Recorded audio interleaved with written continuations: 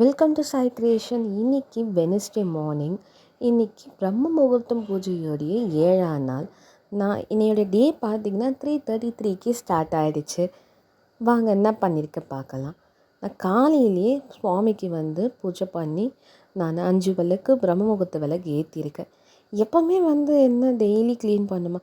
ஆமாங்க, பூஜை பண்ணுறதுக்கு முன்னாடி நம்ம எல்லாமே க்ளீன் பண்ணி எனக்கு எப்போவுமே பூஜை ரூமில் நான் க்ளீன் பண்ணிவிட்டு எப்போவுமே புதுசாக தான் நான் கோலம் போட்டு மாக்கோலம் போட்டு பூஜை பண்ணுவேன். எனக்கு இந்த பிரம்ம முகூர்த்த டைமில் இதை நான் டெய்லியுமே கோலம் மாற்றிட்டே தான் இருப்பேன். சுத்தம் பண்ணி கோலம் போடுற பழக்கம் எனக்கு அது ரொம்ப பிடிச்ச விஷயம். அதனால் நான் இந்த வேலையை எப்போவுமே செய்வேன்.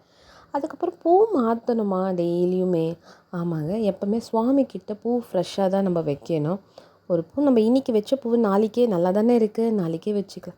சுவாமிக்கிட்ட அன்னன்னைக்கு பூவை நம்ம மாற்றுறோன்னா எடுத்து மாற்றணும். அப்படி இல்லைன்னா வைக்காமல் கூட இருக்கலாம். பழைய பூ சுவாமிக்கு வைக்கக்கூடாது. அதுக்கப்புறம் சுவாமிக்கு 5 விளக்கு ஏற்றி பூஜை பண்ணி முடித்தோன்னே தீபம் தூபம் ஆராதனைலாம் பண்ணி என்னுடைய பூஜையை இன்றைக்கி நான் ரொம்ப அழகாக முடிச்சிருக்கேன். உங்களுக்கு இந்த வீடியோ பிடிச்சிருந்தா லைக் பண்ணுங்கள், ஷேர் பண்ணுங்கள், சப்ஸ்கிரைப் பண்ணுங்கள். ஓகே, நெக்ஸ்ட் வீடியோவில் பார்க்கலாம். பாய் அண்ட் தேங்க்யூ.